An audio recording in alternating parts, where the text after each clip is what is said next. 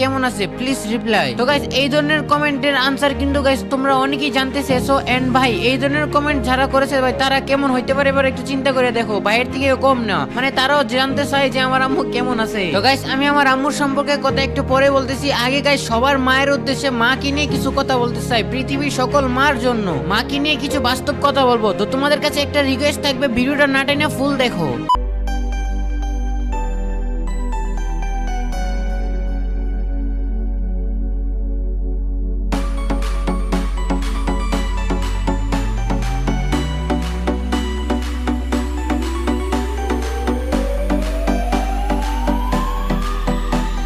স্বার্থ ছাড়া তো একটা বন্ধু বান্ধব কাছে আসে না। বিনা স্বার্থেই যদি দুনিয়ায় কেউ দেখে থাকে সেটাই হচ্ছে যে তোমার আমার মা, প্রত্যেকের মা। আর যদি বলো ভালোবাসার কথা তাহলে সবার আগেই আমার মা থাকবে। বিশ্বাস করেন ভাই এই দুনিয়ার সবকিছু দিন দিন পরিবর্তন হতে থাকে, কিন্তু আপনার মায়ের ভালোবাসা কখনো কমবে না, আর কখনোই মায়ের ভালোবাসা পরিবর্তন হবে না। আমি মাকে নিয়ে ছোটবেলার স্মৃতি যে এখনো ভুলতে পারি না। সবার মায়ের কথা জানি না, বাট আমার মায়ের মিষ্টি আদর চিরদিনই মনে থাকবে। যার মুখের দিকে তাকালে আমি সব কষ্টে ভুলে থাকতে পারি, সে আর কেউ না, সেই হচ্ছে আমার মা। আমি যে শুধু মাকেই ভালোবাসি তা কিন্তু না, মায়ের পাশাপাশি আমি আমার বাবাকেও ভালোবাসি, কিন্তু আমার ভালোবাসা সৃষ্টি হয়েছে আমার মায়ের কাছ থেকে। একটি বাস্তব কথা মাথায় রেখো, বাবা মায়ের মনে কষ্ট দিয়ে পৃথিবীর কেউ কোনোদিন সুখী হতে পারবে না। সন্তানের ভালো ব্যবহার ও উত্তম আচরণ এবং সম্মান পাওয়ার সবচেয়ে বেশি অধিকারী হলেন মা।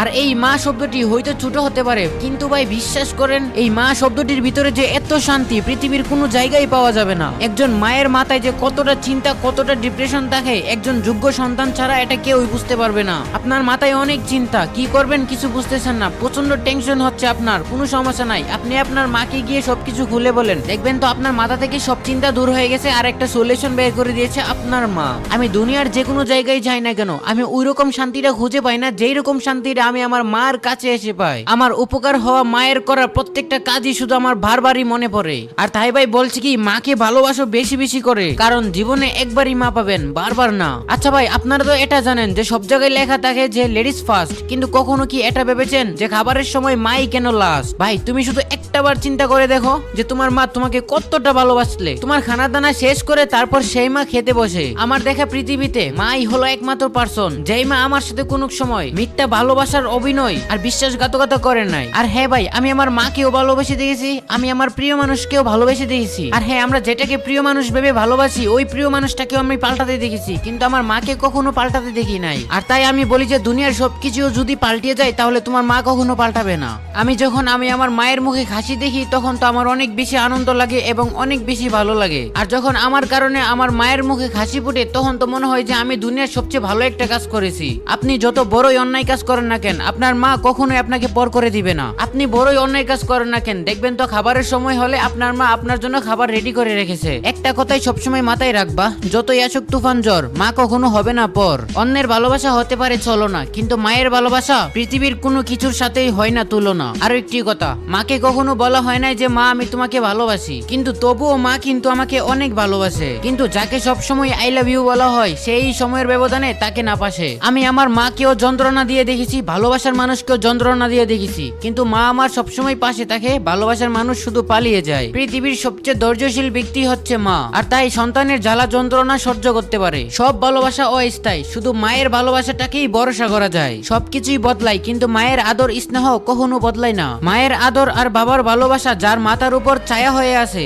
আর তাকে দুঃখ কষ্ট কখনোই হার মানাতে পারবে না। বিশ্বাস করেন আমি কাউকে টকাতে শিখিনি, কারণ আমি ভালোবাসা শিখেছি আমার মায়ের কাছ থেকে। মা আমাকে ভালোবাসা শিখিয়েছে কাউকে টকিয়ে নিজে ভালো থাকার জন্য না। যদি আমার মা নিজে ভালো থাকার জন্য ভালোবাসা শিখাতো আর তাই খাবারের সময় হলে মাই আগে খেয়ে নিত, সন্তানকে খাওয়াতো না। তো দিন শেষে আমি একটাই কথা বলবো, সবাই স্বার্থ খুঁজে শুধু মা ছাড়া। আর তোমার আমার মা নামক শব্দটা হয়তো এখনো বেঁচে আছে, কিন্তু যাদের মা নামক শব্দটা নেই তাদেরকে যে জিজ্ঞাসা করো যে ভাই মা কতটা মূল্যবান। আর যাদের মানে তাদের মতো অসহায় মনে হয় না আর কেউ আছে। আর হ্যাঁ আবারও একটি রিকোয়েস্ট করবো সবার কাছে, যাদের মা বাবা বেঁচে আছে সবাই সম্মান করতে শিখো, সবাই ভালোবাসতে শিখো, যাতে ভবিষ্যতে মা বাবা নামক আপন জনকে বৃদ্ধাশ্রমের মধ্যে না রাখতে হয়। এমনও কিছু মা বাবার সন্তান আছে যে সন্তান মা বাবাকে বৃদ্ধাশ্রমে রাখে, আর যারা মা বাবাকে বৃদ্ধাশ্রমে রাখে তাদের মতো নিকৃষ্ট প্রাণী মনে হয় না পৃথিবীতে আর কেউ আছে। তো যাই হোক ভাই কথা অনেক বলে ফেলেছি। তো আজকের ভিডিওর মেইন টপিক ছিল যে আমার আম্মু কেমন আছে। আলহামদুলিল্লাহ গাইস আপনাদের ভালোবাসা এবং আপনাদের দোয়ায় অনেক বেশি ভালো আছে। এন্ড দোয়া করবেন যাতে যাতে আমার আম্মু অনেক বছর বেঁচে থাকতে পারে। আর আমি স্পেশালি আল্লাহর কাছে দোয়া করি